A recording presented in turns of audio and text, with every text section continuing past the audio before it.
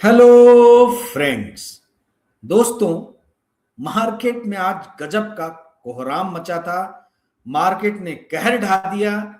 बढ़ते हुए ऊंचे तेल और प्राकृतिक गैस के दामों ने जो है विश्व भर के स्टॉक मार्केट को झकझोर के रख दिया। दोस्तों, आज इसी विषय पे हम बात करेंगे कि गगनचुंबी बढ़ते हुए तेल और प्राकृतिक गैस के दाम जो हैं, क्या वही कारण है विश्व भर के स्टॉक मार्केट के नीचे गिरने के, कि कोई और दूसरे कारण भी है। दोस्तों, आप सभी ये ध्यान दे रहे होंगे कि ब्रेंट क्रूड जो है, यानी जो कच्चा तेल जो है, वो उसके दाम पिछले, आप ये समझ लीजिए, जब से युद्ध शुरू हुआ है पिछले एक हफ्ते में, एक हफ्ते से ज्यादा हो गया, 28 फरवरी को अटैक किया था यूएस और इजराइल की सेना ने ईरान के ऊपर में। 28 अप्रैल को जहां ये ब्रेंट क्रूड के दाम $70 पर बैरल पे थे, आज वो $114 पर बैरल पे है। जब मैंने सुबह चेक किया तब अभी कितना, अभी कहां चल रहा है मैंने देखा नहीं। तो लगभग 50 से $54 पर बैरल जो है वो रेट ऊपर गया है। इसका मतलब क्या हुआ? इसका मतलब 70% लगभग क्रूड के प्राइसेस ऊपर गए। और ये 70% क्रूड के प्राइसेस 9 दिन में ऊपर जाना जो है, ये ना केवल भारत बल्कि पूरे विश्व की आर्थिक स्थिति के लिए एक बहुत बड़ा रेड सिग्नल है, एक बहुत बड़े खतरे की घंटी है। और यही कारण है कि हम देख रहे हैं कि विश्व भर के जो बॉन्ड मार्केट्स है वो स्टॉक मार्केट से भी ज्यादा बुरी तरीके से टूट रहे हैं। जो यूएस 10 ईयर यील्ड है वो 4.63%, 4.5 के आसपास में है। सॉरी, ब्रिटेन का 4.63% है, और यूएसए का जो है वो लगभग 4.4% के आसपास में आ गया है। भारत का भी बॉन्ड यील्ड तेजी से बढ़ा है, क्योंकि रुपया जो है वो बहुत तेजी से डॉलर के मुकाबले गिरा है। तो इन सबके क्या रामिफिकेशन होंगे इंडियन इकोनॉमी पे, ग्लोबल इकोनॉमी पे, इसी पे आज चर्चा करेंगे। दोस्तों, जिस तरीके से स्टॉक मार्केट गिरा है, आप में से बहुत सारे लोग इस सोच में पड़ गए होंगे कि अपने पोर्टफोलियो को कैसे सुरक्षित रखें।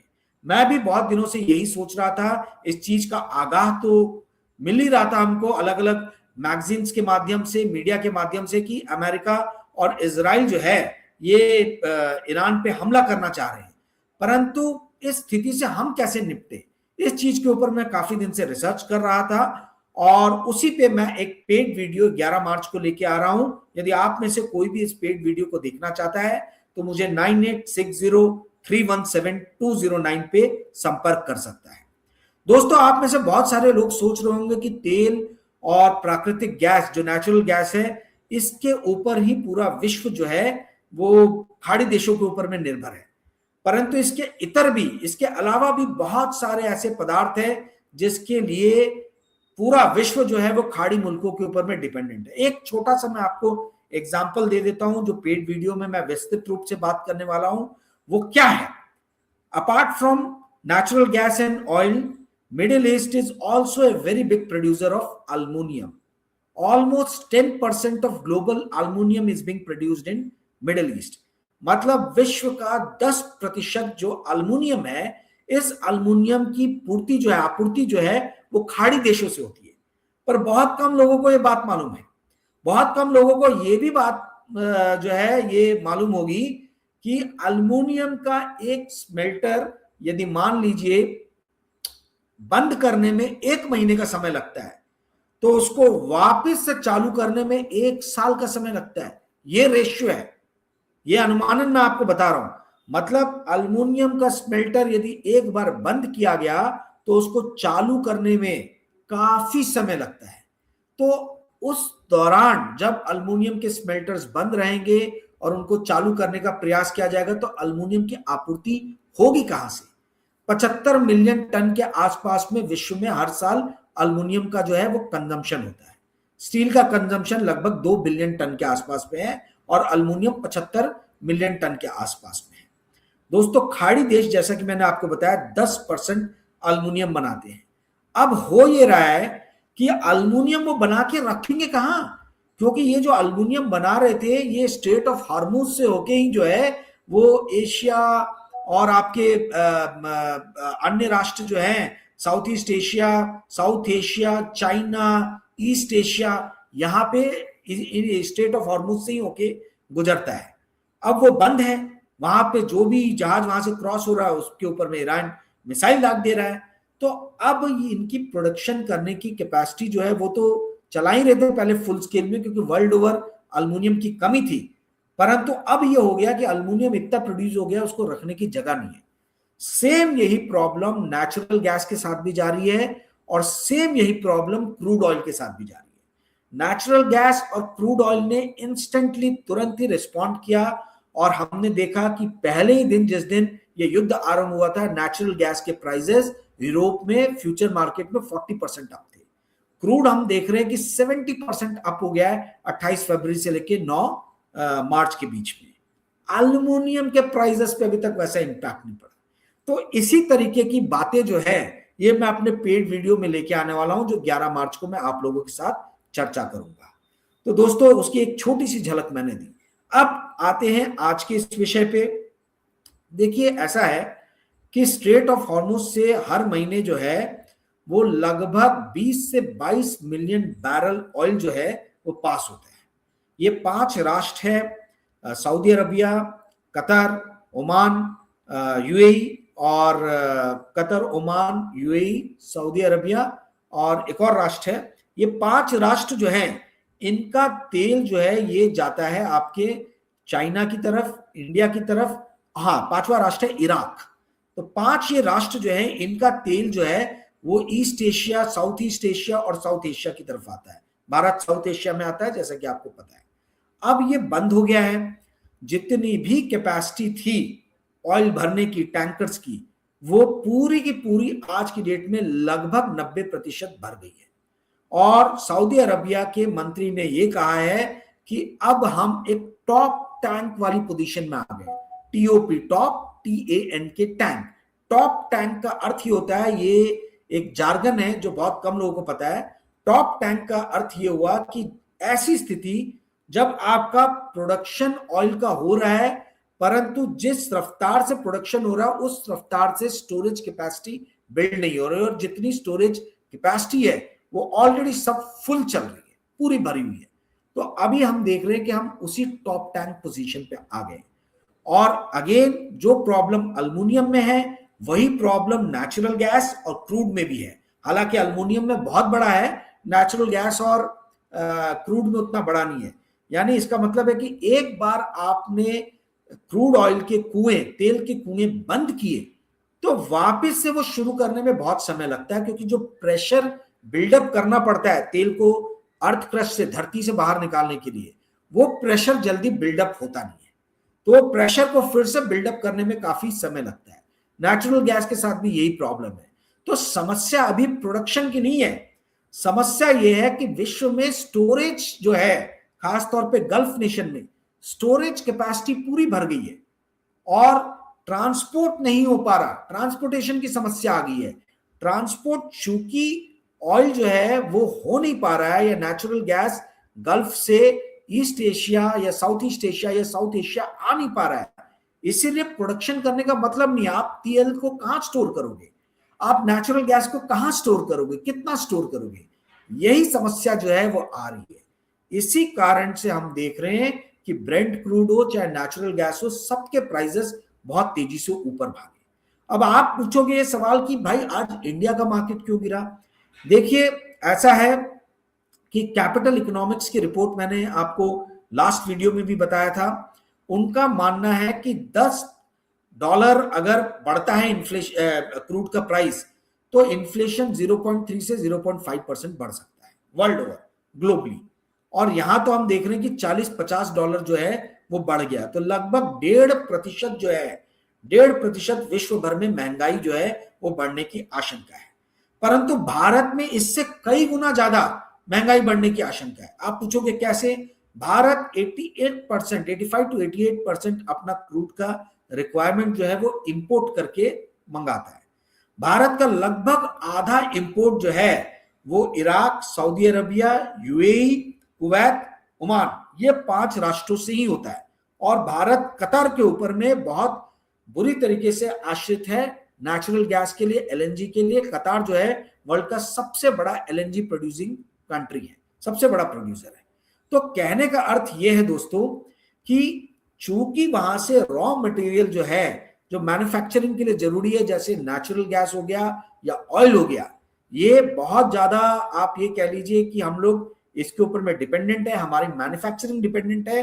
तो भय अब ये लग रहा है, डर ये लग रहा है कि भारत की जितनी भी फैक्ट्रीज हैं, इंडस्ट्रीज हैं, ये सारी की सारी धीरे धीरे करके एक एक करके कहीं बंद होनी चालू ना हो जाए। नौकरियों की वैसे ही यहाँ बहुत बड़ा संकट वाली स्थिति है, आपको पता है।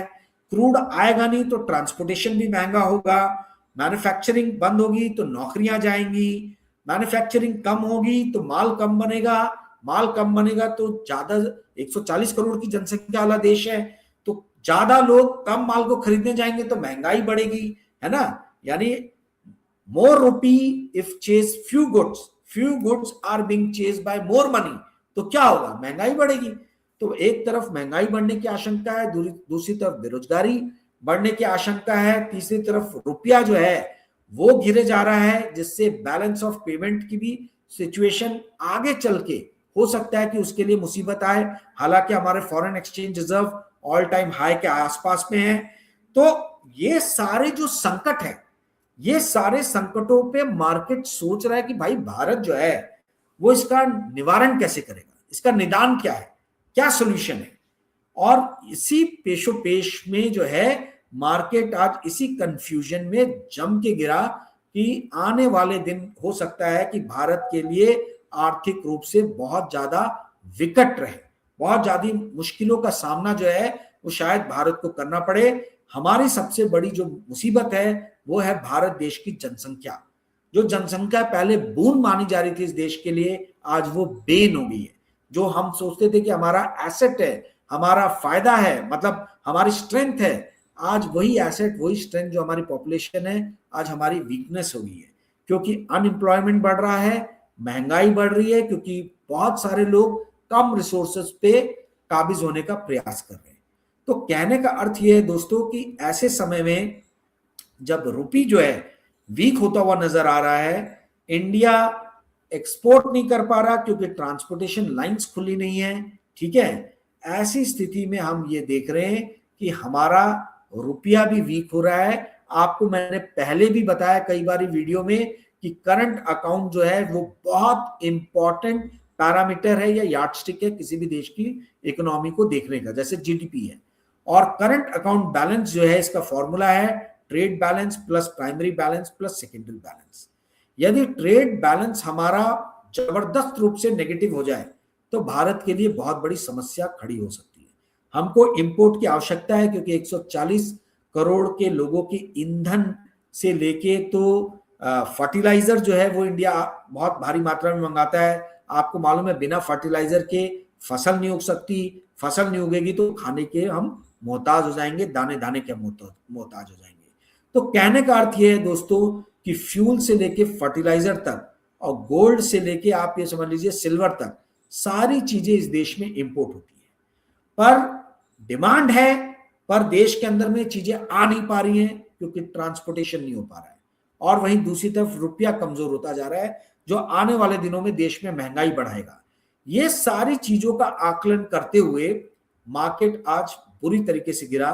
मैं आप लोग को समझा देना चाहता हूं कि कृपया करके सोच समझ के अभी मार्केट में आप लोग निवेश करें। समय बहुत खराब है। 28 दिसंबर के पेड वीडियो में मैंने आपको बताया था कि 2026 में कैपिटल जो है वो गायब होने वाला है। There will be immense scarcity of capital, पूंजी की बहुत ज्यादा कमी होगी। और देखिए वो धीरे धीरे नजर आना शुरू हो गया। जिन लोगों ने 28 दिसंबर का पेड वीडियो देखा था, 5 जनवरी का देखा था, 21 जनवरी का देखा था, मुझे लगता है कि उन्होंने काफी हद तक पोर्टफोलियो जो है अपना सोच समझ के बनाया होगा। दोस्तों 21 जनवरी के पेड वीडियो में मैंने रेन इंडस्ट्री नाम के एक स्टॉक की बात की थी। रेन इंडस्ट्री भी आज 12% गिरा है। वो गिरने का कारण यह है, जैसा कि मैंने आपको बताया था कि रेन इंडस्ट्री बनाता है पेट कोक, और पेट कोक का सबसे ज्यादा यूसेज होता है अल्मुनियम की स्मेल्टर्स में, अल्मुनियम बनाने में। पर जब अल्मुनियम के स्मेल्टर्स के बंद करने की बात आ रही है कि भाई प्रोडक्शन रोकना पड़ेगा क्योंकि स्टोरेज की जगह नहीं है, तो जाहिर सी बात है पेटकोक जो है उसकी क्या जरूरत पड़ेगी। तो यही रीजन से जो है आज रेन इंडस्ट्री नीचे आया है। मुझे बहुत सारे लोगों के पर्सनल फोन आए जिन्होंने ये पेड वीडियो देखा था और उन्होंने कहा कि आपने तो कहा था कि एल्युमिनियम की डिमांड बढ़ने वाली है, तो पेटकोक की भी डिमांड बढ़ेगी और पेटकोक की डिमांड बढ़ेगी तो रेन इंडस्ट्री भी ऊपर जाएगा। दोस्तों, एल्युमिनियम की डिमांड में कहीं कोई कमी नहीं है। प्रॉब्लम ये हो रही है कि बढ़ते हुआ एक तरफ से एल्युमिनियम का डिमांड है, वहीं दूसरी तरफ से बढ़ते हुए डिमांड की आपूर्ति करने के लिए ट्रांसपोर्टेशन नहीं हो पा रहा है, क्योंकि स्ट्रेट ऑफ हार्मोज बंद है। और चूंकि ट्रांसपोर्टेशन नहीं हो पा रहा, सारा एल्युमिनियम स्टोरेज में जा रहा है, तो समझ में नहीं आ रहा इन फैक्ट्रीज को कि हम स्मेल्टर्स को ओपन रखें एल्युमिनियम के कि बंद करें। वो इस किंकरतम वैभवपूर्ण वाली स्थिति में है क्योंकि उनको मालूम है कि एक बार यदि हमने स्मेल्टर बंद किया तो इसको ओपन करने में बहुत ज्यादा टाइम लगेगा, और स्मेल्टर बंद हुआ तो पेटकोक की डिमांड नहीं होगी। स्मेल्टर यदि चलते रहे तो फिर समस्या ये आएगी कि भाई आप इस एल्युमिनियम को किस तरीके से जो है वो एक्सपोर्ट करें, शिपिंग लाइन कैसे खोलें। जब तक शिपिंग लाइन खुलती नहीं है तब तक चाहे नेचुरल गैस हो, चाहे क्रूड हो, चाहे एल्युमिनियम हो, ये सब के दाम ऊपर जाएंगे। एल्युमिनियम के दाम तो एक तरफ ऊपर जा रहे हैं, परंतु जो एल्युमिनियम को आपूर्ति करने वाला पेटकोक है उसके दाम गिर रहे हैं। ये अपने आप में बहुत ही ज्यादा जो है मतलब एक दिलचस्प सिचुएशन है। इस टाइप का सिचुएशन मैंने बहुत कम देखा है कि जो फीड स्टॉक है, फीड स्टॉक के को प्रोवाइड करने वाली कंपनीज के स्टॉक प्राइसेस नीचे आ रहे हैं और जिस चीज को वो फीड कर रहा है उस चीज के यानी एल्युमिनियम के प्राइसेस ऊपर जा रहे हैं।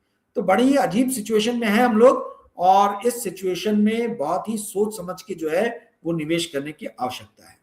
दोस्तों, यही समाप्त करूंगा वीडियो। यदि आपको आज का वीडियो पसंद आया होगा तो कृपया करके इस वीडियो को लाइक और शेयर कीजिएगा और अपने मित्रों को ये चैनल सब्सक्राइब करने के लिए कहिएगा। Thank you friends, good night, bye.